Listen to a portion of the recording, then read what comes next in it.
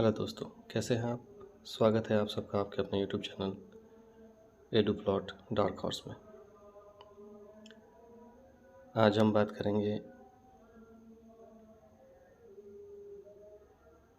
Channel पर। यदि आपने पहली बार विजिट किया तो चैनल को सब्सक्राइब करें, बेल आइकन को दबाना भूलें ताकि आप तक रेगुलर अपडेट्स पहुंचती रहे। Let's get start together. NCERT कक्षा 9 के सीरीज में आपका स्वागत है। आज हम डिस्कस करेंगे चैप्टर मोशन।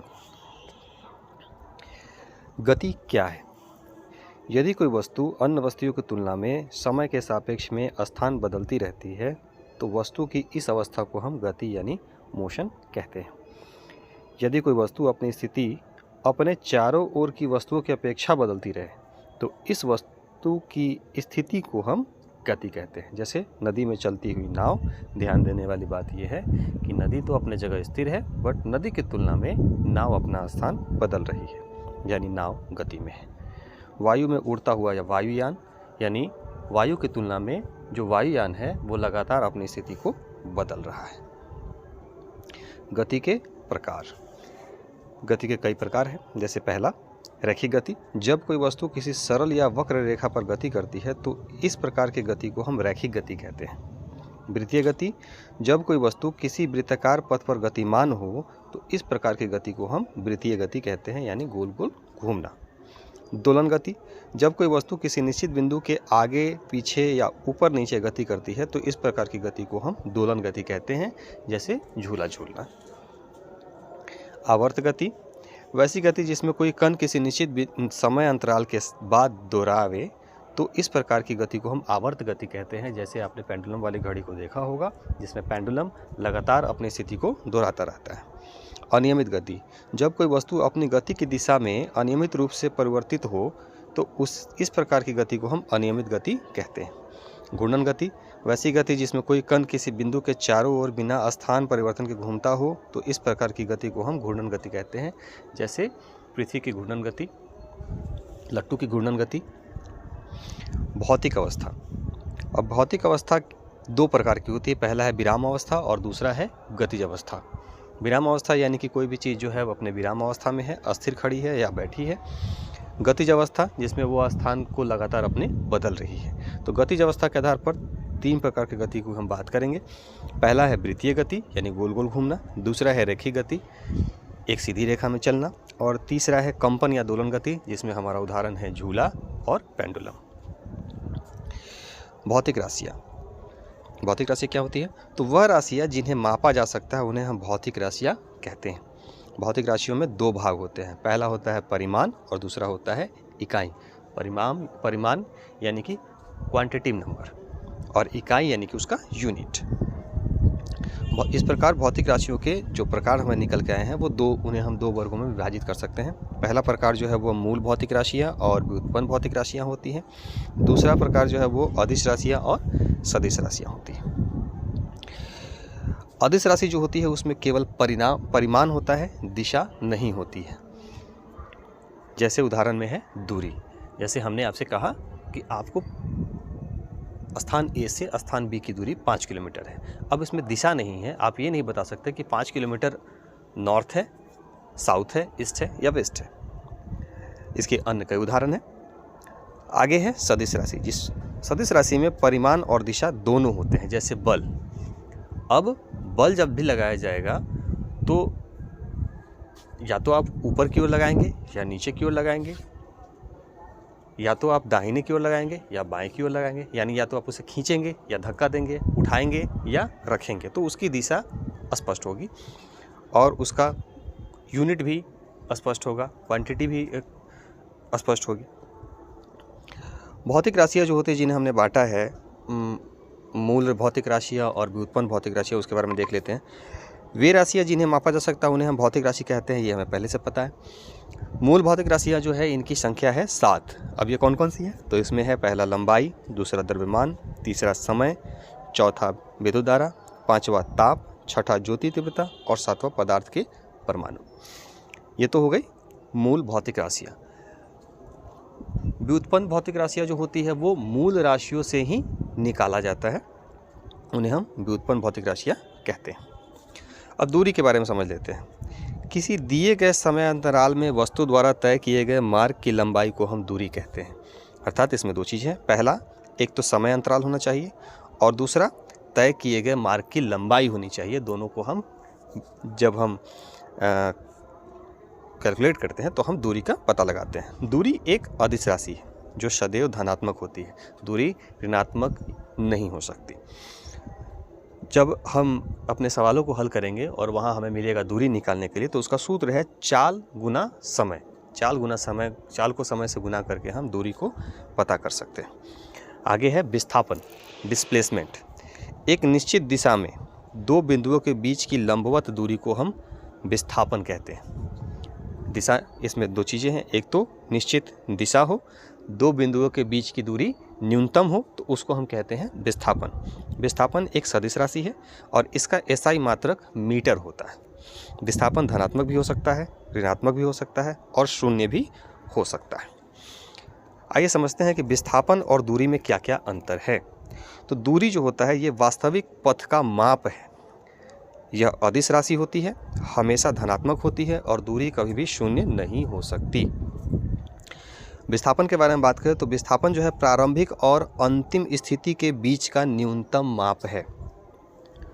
ध्यान रखेंगे, ये न्यूनतम माप है। दूसरा, ये सदिश राशि है और यह धनात्मक हो सकती है और शून्य भी हो सकता है। त्वरण के बारे में समझ लेते हैं, एक्सेलरेशन के बारे में। किसी वस्तु के वेग में परिवर्तन की दर को त्वरण कहा जाता है। त्वरण, एक्सेलरेशन, किसी वस्तु के वेग में परिवर्तन की दर को त्वरण कहा जाता है। वेग में परिवर्तन की दर, इस बात को ध्यान रखेंगे। इसका एसआई मात्रक है मीटर प्रति सेकंड स्क्वायर।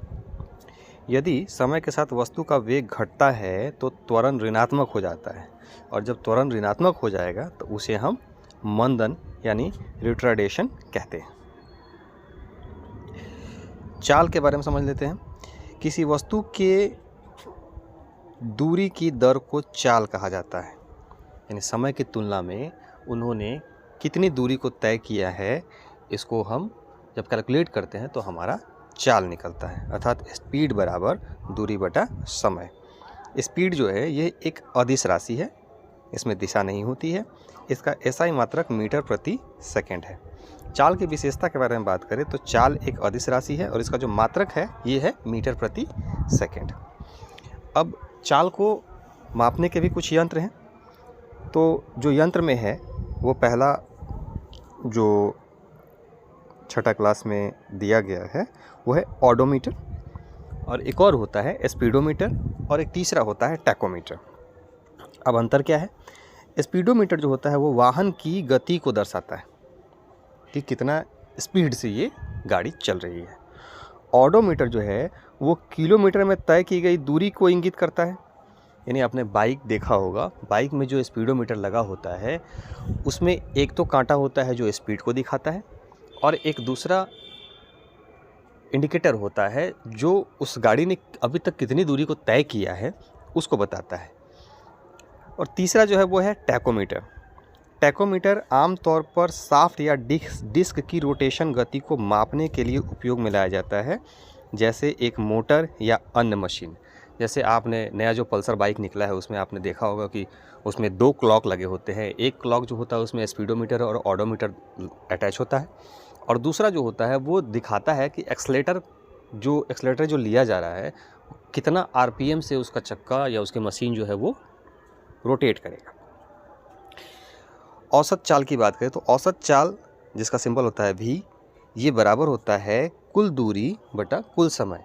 यानी तय की गई कुल दूरी और कुल समय को जब हम कैलकुलेट करेंगे तो हमें औसत चाल की प्राप्ति होगी। वेग के बारे में समझ लेते हैं कि किसी वस्तु के विस्थापन की दर को या एक निश्चित दिशा में प्रति सेकंड वस्तु द्वारा तय किए गए विस्थापन को वेग कहा जाता है। वेग एक सदिश राशि है, यह ऋणात्मक भी हो सकता है, धनात्मक भी हो सकता है और शून्य भी हो सकता है। इसका एसआई मात्रक जो है वो मीटर प्रति सेकंड है, और अगर हम औसत वेग निकालने जाएं तो यह कुल विस्थापन बटा कुल समय होता है। संवेग की बात करें, मोमेंटम, किसी वस्तु के द्रव्यमान और वेग के गुणनफल को उस वस्तु का संवेग कहते हैं। किसी वस्तु के द्रव्यमान और वेग के गुणनफल को उस वस्तु का संवेग कहा जाता है। यानी संवेग बराबर है वेग गुना द्रव्यमान। इसका जो एसआई मात्रक है वो किलोग्राम मीटर प्रति सेकेंड है। द्रव्यमान का एसआई मात्रक हो गया किलोग्राम और वेग का हो गया मीटर प्रति सेकेंड।